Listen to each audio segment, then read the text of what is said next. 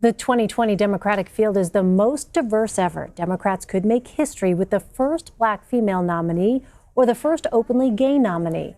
And there are already more women running in this primary than in any past cycle. But what kind of candidate are Democrats looking for? Our CBS News elections and survey team spoke with more than 2,000 voters around the country to find out what traits matter most.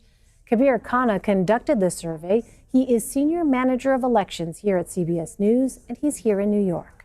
Kabir, this is so interesting to me because it can be difficult for people to talk about these things in an honest way and to answer a pollster's questions because they might not want to seem ageist or sexist or Absolutely. racist. So explain, first of all, what you did with this survey. So we didn't conduct a traditional poll for just those reasons. People may be reluctant to admit whether they actually want a woman or a female candidate. What we did instead is we gave voters a series of matchups between hypothetical candidates. And as the researchers, we randomly varied the attributes of those candidates. So they had a wide array of backgrounds in terms of their age, race, gender, job title, and so on.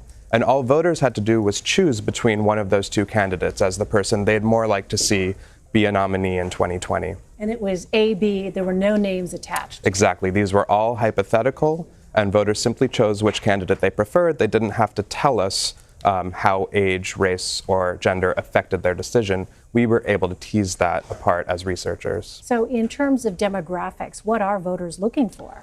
So there was a very clear preference among our Democratic voters for female candidates, all else equal.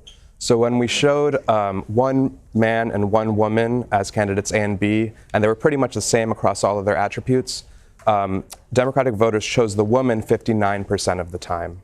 And what else did you find out about what exactly Democrats are looking for? So another thing that popped out at us is that Democrats would clearly prefer an elected official, whether it's at the federal, state, or even municipal level, to someone with a business background. And then what can this sort of tell us about the potential Democratic 2020 nominee if that's sort of this blind sort of way of getting at those preferences, yes. right? Perhaps a more probing way.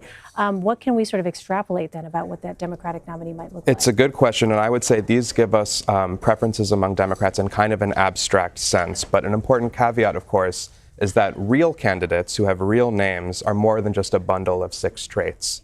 They have distinct histories, personalities, policy platforms that are going to matter. So how I would interpret these data are as revealing a latent appetite among the Democratic electorate for certain profiles, and they suggest potential challenges for candidates out there who don't match the ideal profiles. Well, there's this big conversation among Democrats about whether to pick a progressive or a moderate. What does your data suggest about that? So Democrats are a wide tent party. About half of Democrats self-identify as liberals, with the rest being a mix of moderate and conservative Democrats. We asked people whether they want a candidate that will unify the country versus one that will push for liberal policies. And most people wanted the unifier. At the same time, we asked people whether they want a candidate who will appeal to independents or inspire Democrats, that is, turn out the base. And they wanted someone who would turn out the base. So they're giving us somewhat contradictory answers. Yeah, it seems like a mixed message there. I don't think it's clear yet just how progressive the ideal candidate will be, but one thing that unites the Democrats is a strong desire to prevent a second Trump term. And I think just as he was in the midterm elections, the president is likely to be high on voters' minds when they go to the polls in next year's primaries. All right, really interesting to hear about these preferences. All right, Kabir Khanna, thank you.